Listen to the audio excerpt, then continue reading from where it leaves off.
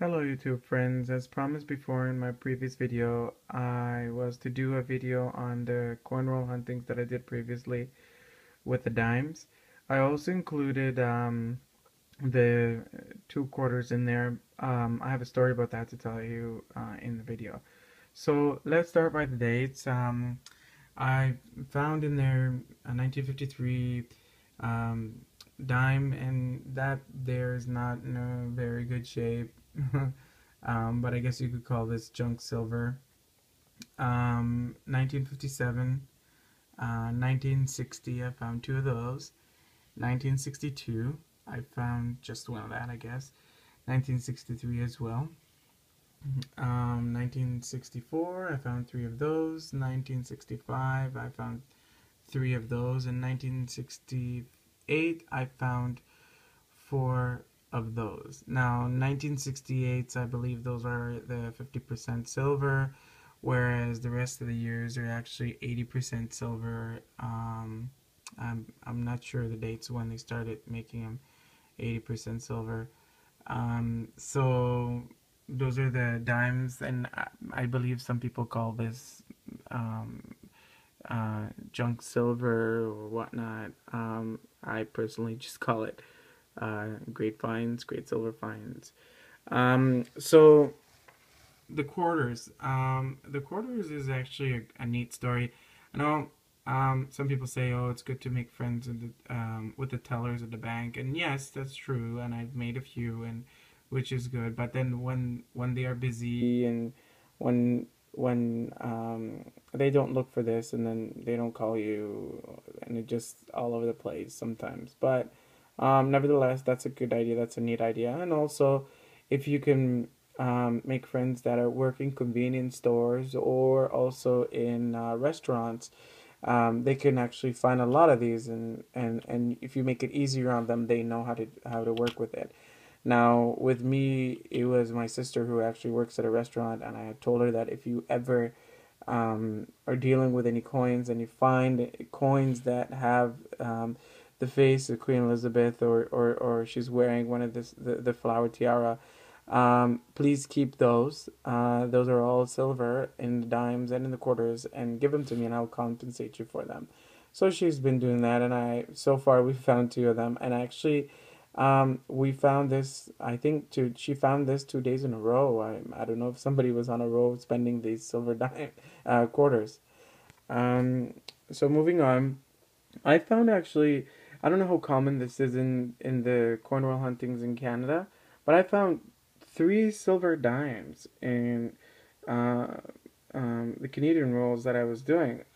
I mean, in the U.S., you're bound to find a lot. I'm pretty sure the Mercury dimes and whatnot, and I have some of those that I had gotten from different kind of dealers, but finding them on my own silver dimes in the Canadian rolls, I was kind of happy about it, to be quite honest with you. So I have three in here. I have a 1947 and 1964. These two have no mint mark, and I have a 1964 D mint mark. And I looked up in eBay. These things were going for about $2 or $3.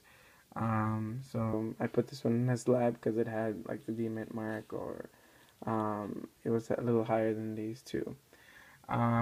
I found some of the other coins that I actually did put into slabs.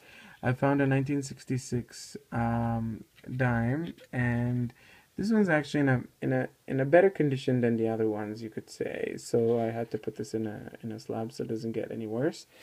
A 1965 as well.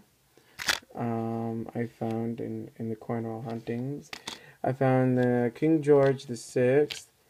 And I believe this is a 1943 dime. Not in the best condition, but again, not many of these around, I guess. So I'll just keep this. 1940 dime, King George the Sixth. Again, better condition than the other one, but still not in the greatest condition. And this was kind of surprised. I was shocked to find this. I guess this is 90% silver.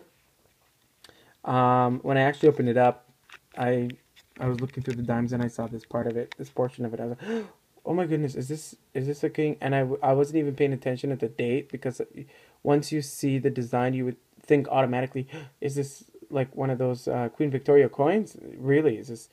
But then I looked at the date, then I knew. Nevertheless, it's an old piece. It's 90% uh, silver, which is still good, and it it's not in the best condition, but depending on who grades it or where it's graded, it could fetch some money, I guess.